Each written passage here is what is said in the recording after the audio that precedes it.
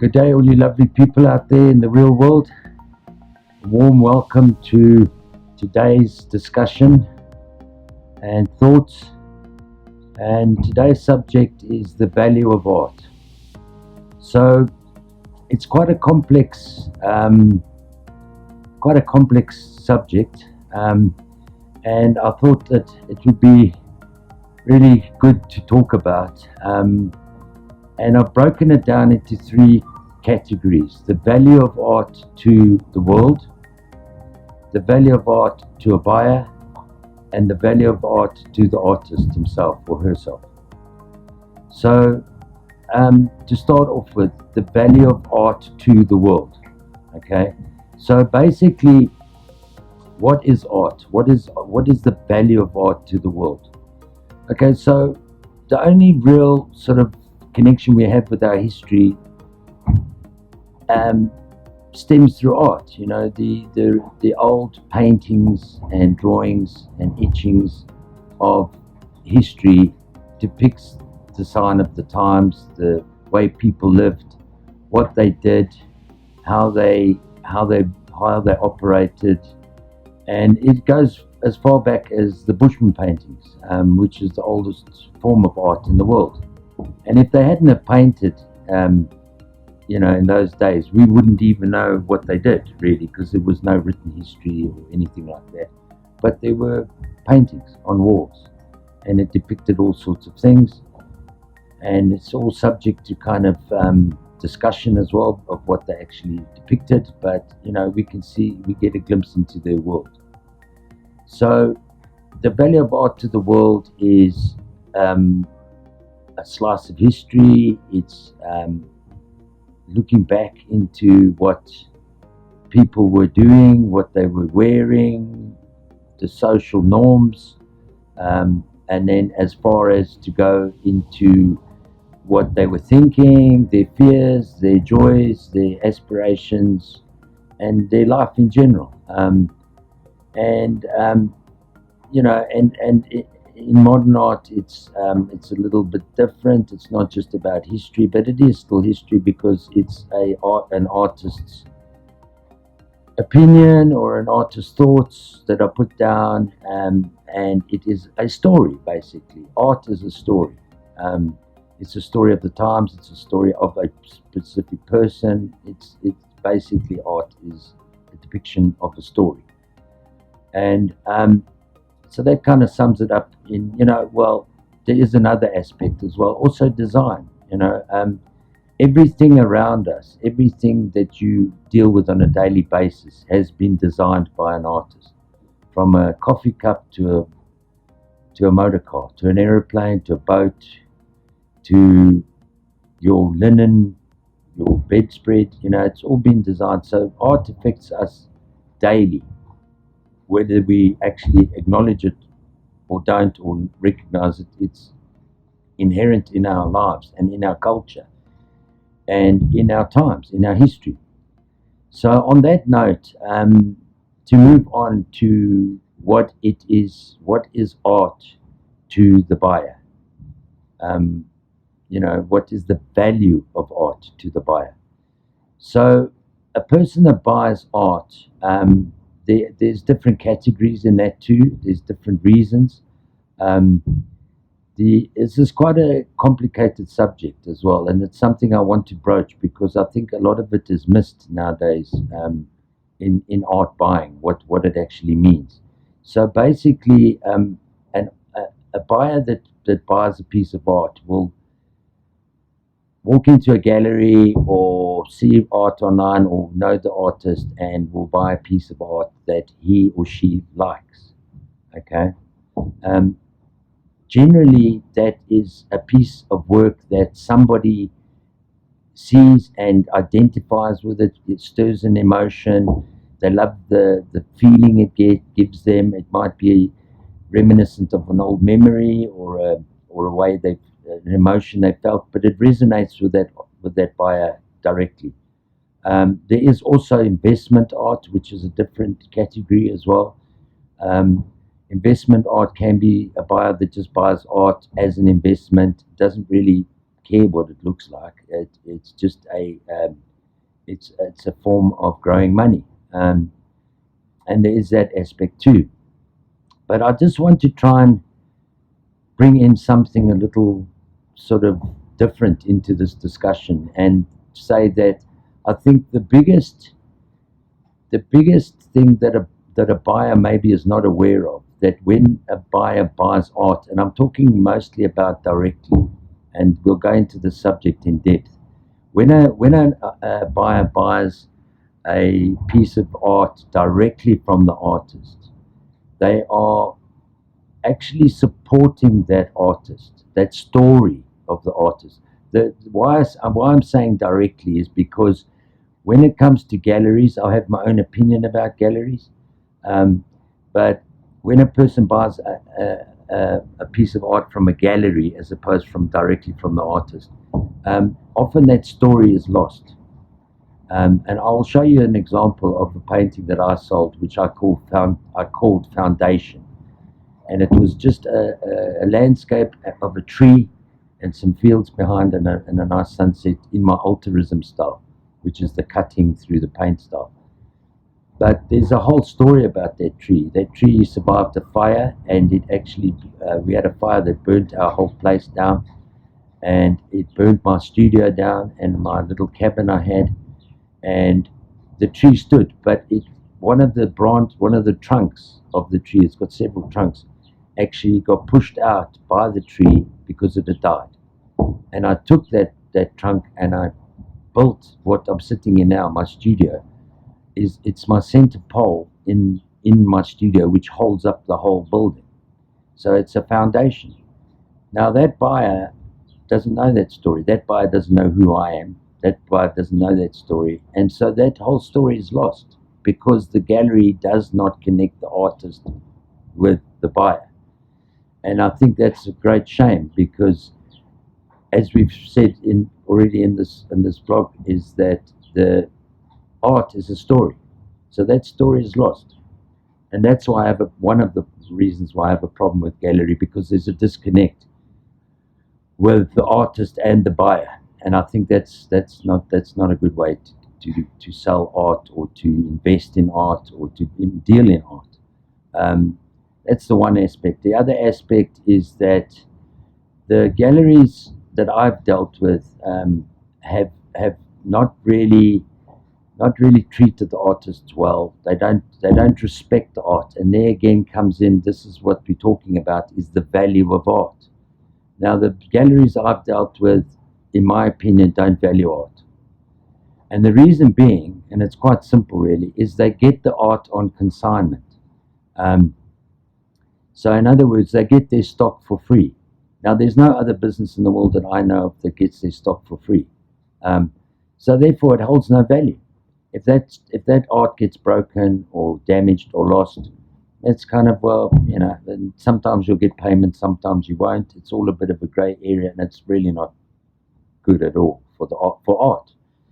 And also, they don't value the art because they haven't paid for it. So my suggestion is, if you're an artist and you have to go through a gallery, or you've decided that you've got to go through a gallery, because and some galleries will be kind to the artists. I'm not saying all galleries. I'm just saying there's a lot out there that I don't respect, and they don't respect me. So I don't want to deal with it. But if you have to go through a gallery, I would suggest do not go at all on consignment. If they're not prepared to buy the work, don't touch them. That's my opinion, because there's no value in a. It's just a picture. There's no value of it sitting on their wall because it's just a picture on a wall. It doesn't hold a story. There's no connection with the buyer. There's no connection with the artist. You might as well buy a print, in my opinion.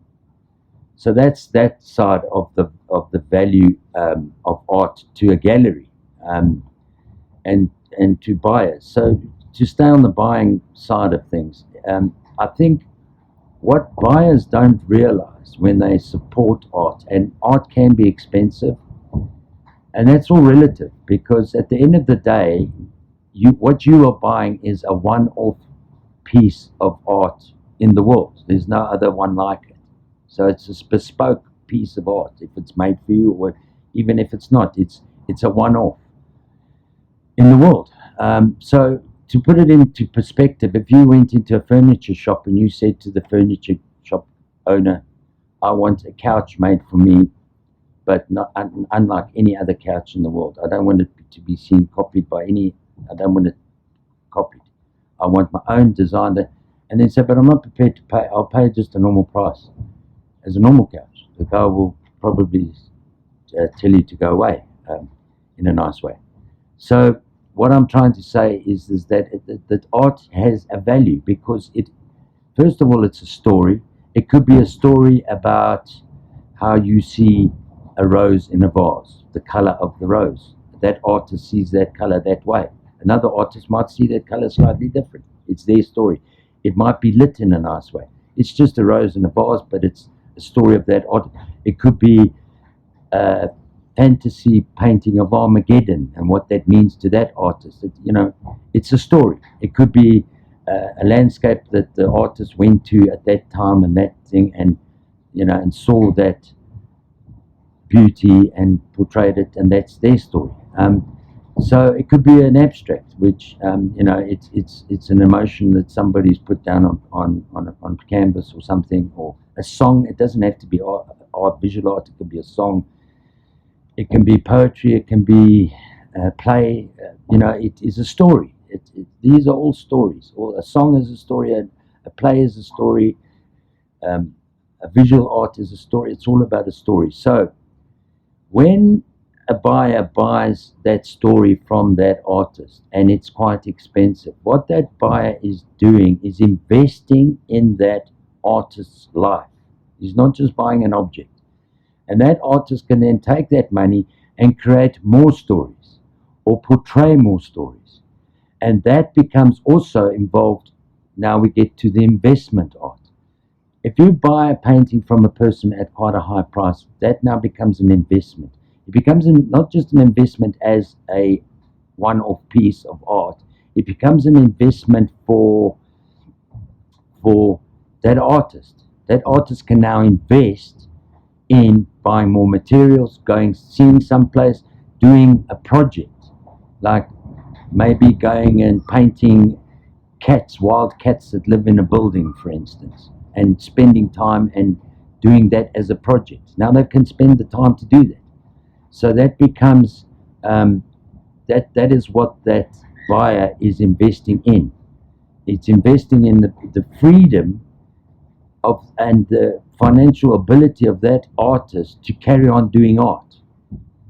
So that's the investment. It's not just a monetary investment into the value of the painting, it's the value of the artist. You are investing in the value of that artist because that artist is now able to carry on doing art. And art is a very difficult career to follow because you need time and you need money to buy the materials. So even though something might cost you $100,000 to buy a painting, that will keep that artist going and doing more projects for quite some time, but it'll still get used up doing that. So that's what you're investing in. And the value of art to a buyer is that you are investing in that person's life. And you're actually basically a life support system for that artist to express themselves.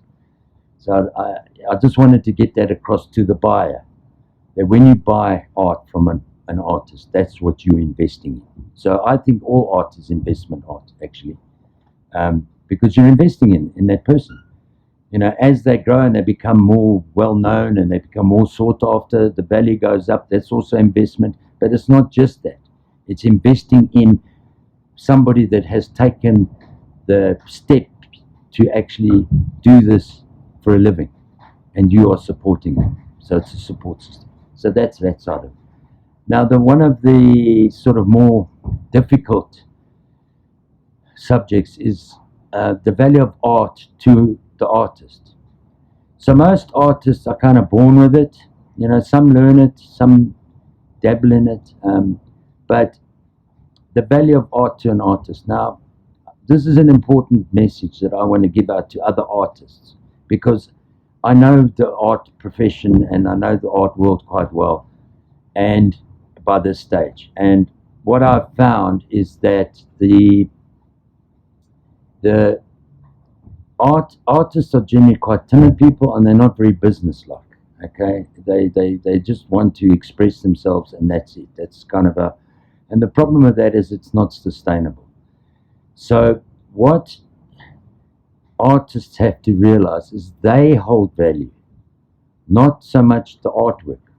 They hold value because they're the storyteller. The story can't tell the story itself.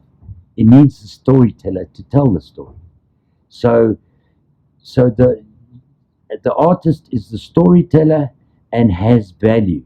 The piece of art is the section of the story, or is the story. But the storyteller has the value. So artists out there, please, you hold the value. You must own the value of yourself. Okay? That is the important thing. So if you want to tell a story and you've got experience, when you're starting out, and you're a beginner artist, it's a very vague sort of place of how you price your art and where do you sell and that kind of thing. But as you get more established in your art career, is that what you have to do is you have to value yourself, okay? And because you are the storyteller, so you've got another, let's say, 50 stories or 1,000 stories in your life to tell. That's the value. You have stories to tell and express them, and you have experience, and you have experimented to get a technique that you like, or you've learned all the different mediums, or you've mastered one specific medium. It's all knowledge, and it's experimenting, and it's adventure, and you've taken the risk. When I start on a big painting like this behind me, it's a risk. I don't know how I'm going to do it until I start really doing it. I try and think of it, but you're taking a risk. It might not work.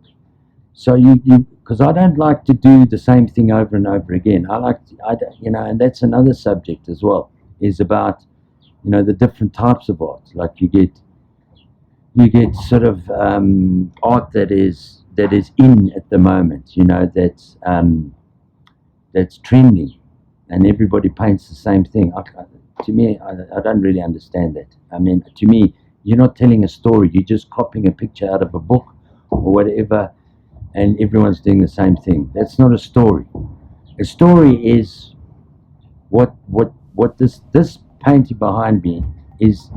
It's one of my few. I don't really do celebrities and things like that, but it this woman evoked in me, and when I saw this image of her, and I saw what she was doing, and I felt the passion and the strife she had in her life, I wanted to pay tribute to it because it resonated with me. So that's why I did that. It's a story. It's not my story, but it is my story because that's the way I see it and I portray it. So, so again, what I want to say to artists is that you must believe in yourself and you must value yourself. If you sell art cheaply and you're not even covering your costs, because I see that a lot, you are devaluing your art and you're devaluing yourself. So you're not an investment. You're not doing anyone a favor by, if you just want to be a hobbyist, that's fine, and then you don't sell your art and you put it in a cupboard and maybe you can give it away, whatever, that's fine. But if you are selling something, you have to have value to it. And the value is you, artist. The value is you. Put value on yourself. You have taken your time out. You have struggled and strained to get what you want right. Charge for it. It's a one-off. It's a bespoke piece of your story. It's your life. Put value on it. That's my message to other artists. And don't be scared. Look, it's uncomfortable. I don't like even doing this YouTube videos. It's a bit odd for excuse me. It's a bit odd to expose yourself to the world, and a lot of people don't like that. And understandably. But you have to give the buyer something too. You have to put it yourself out there for them to understand who you are and invest in you. So you have to do these things. It's like any business. Some people have to get up at 4 o'clock in the morning every morning and go to work in the freezing cold or whatever. So that's what they have to do. So this is what you have to do. If you want to do art as a career, you have to put yourself out there and you have to value yourself. So that's the value of art to an artist, in my opinion. And I hope, I mean, it's a long story and it's all kind of in one take, and it probably could be a bit boring, but I'm sorry, that's just, I wanted to give that message out to the world, to the buyers, to the world, and to the artists. There is value in art, and use it and enjoy it. Enjoy the value. Yeah, that's basically all I have to say for now. And I just wanted to get this out here quickly while I'm busy with other stuff and art and work and everything. So hope you enjoyed this video and enjoy your life and have fun. Have fun at value. Value is fun. So yes, great. Thank you so much for joining. And if you like me, like the video, you know what to do. Thanks all. Goodbye.